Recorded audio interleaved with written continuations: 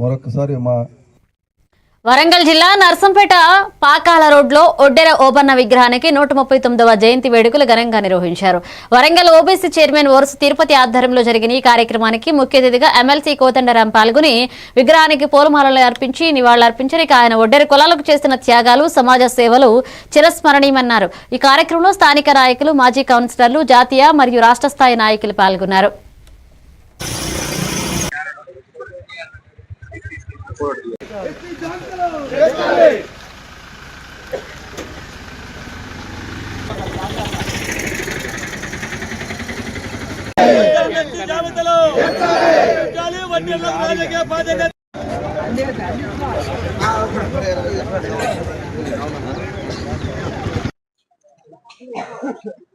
ఈ 130వ జయంతి ఉత్సవానికి ముఖ్య అతిథిగా గౌరవనీయులు పెద్దలు ఎమ్మెల్సీ కోదండరామ గారు వచ్చి వారికి పూలతోటి సత్కరించడం జరిగింది. మరియు మా వడ్డలను ఉద్దేశించి ఇప్పటి వరకు నేటి నుంచి నాటి వరకు కూడా వడ్డర్లు వాళ్ళ ప్రాణాలను త్యాగం చేసి ఎత్తైన భవనాలను బహుళార్థక సాధక ప్రాజెక్టులకు వడ్డర్ల పాత్ర చాలా ముఖ్యమని, మరియు ఒక ఊరికి పోవడానికి ఆ రోజు ఆధునిక యంత్రాలు లేవు.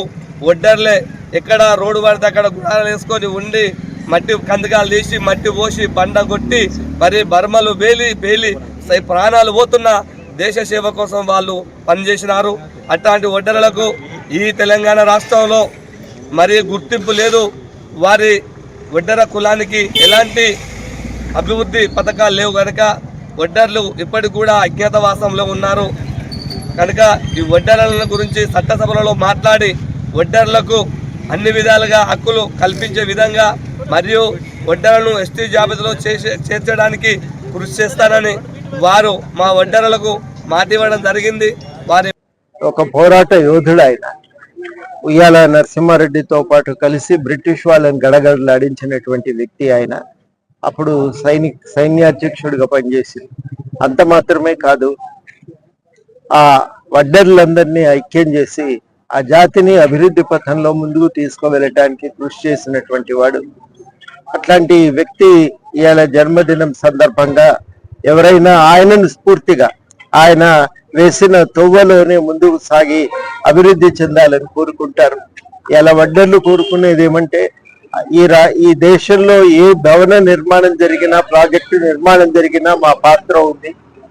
మట్టి తవ్వి తీసిన, రాళ్ళు పగలగొట్టి చదువు చేసిన నిర్మాణం కావలసినటువంటి కావు. కానీ దీపం కింద నీడ ఉన్నట్టు ఇవాళ మేము మాత్రం వెనకబడిపోయి ఉన్నాం. మాకు కూడా అభివృద్ధిలో వాటా ఉండాలని కోరుకుంటున్నారు.